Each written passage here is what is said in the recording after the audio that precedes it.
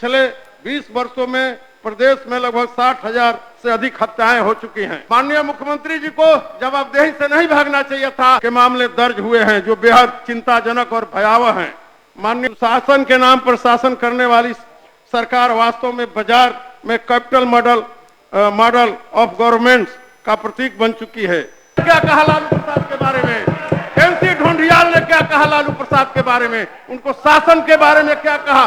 आने वाले सांसद भी अपनी जान बचाने के लिए अथक प्रयास कर रहे हैं। इसका ताजा उदाहरण सासाराम में श्री राजा राम सिंह को एक भी फंड नहीं दिया जाएगा, इनके इलाके की सारी योजनाएं रोक दी जाए, ऐसा मुख्यमंत्री जी ने कहा। ये बहुत ही शर्मनाक है। विजय कुमार मंडल 5 मिनट में अपनी बात कहिए। माननीय अध्यक्ष महोदय, ऊर्जा के क्षेत्र में बिहार सरकार द्वारा 1 यूनिट बिजली का उत्पादन नहीं हो रहा है और इसे मुखबंद में रखा गया है, जबकि गृह विभाग को प्रथम में रखा जाना चाहिए था।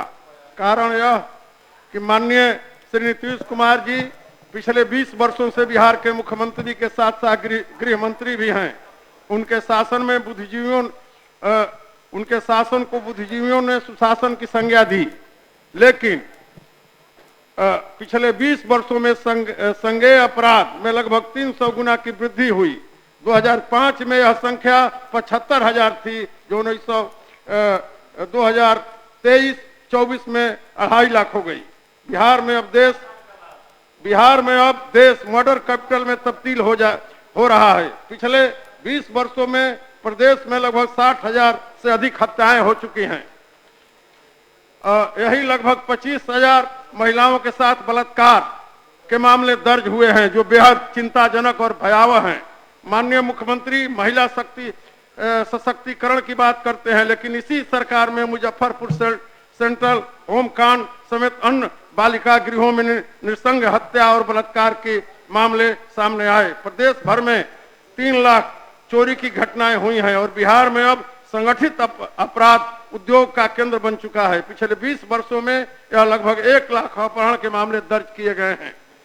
सुशासन के नाम पर शासन करने वाली सरकार वास्तव में बाजार में कैपिटल मॉडल ऑफ गवर्नमेंट्स का प्रतीक बन चुकी है, जहां पैसे के बल पर कोई भी गलत काम कराया जा सकता है।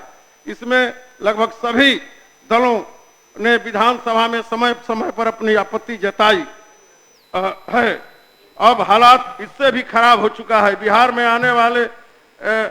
आने वाले सांसद भी अपनी जान बचाने के लिए अथक प्रयास कर रहे हैं। इसका ताजा उदाहरण सासाराम में के माननीय सांसद मनोज राम जी पर जो हमला हुआ, जानलेवा हमला हुआ, नौकरशाही इतना निरंकुश हो चुकी है कि सरकारी कार्यक्रमों में भी सांसदों को अपमान झेलना पड़ रहा है। हाल ही में आरा में एक सरकारी कार्यक्रम में सांसद सुदामा प्रसाद जी को मंच से उतार करके जिलाधिकारी को कुर्सी दी गई।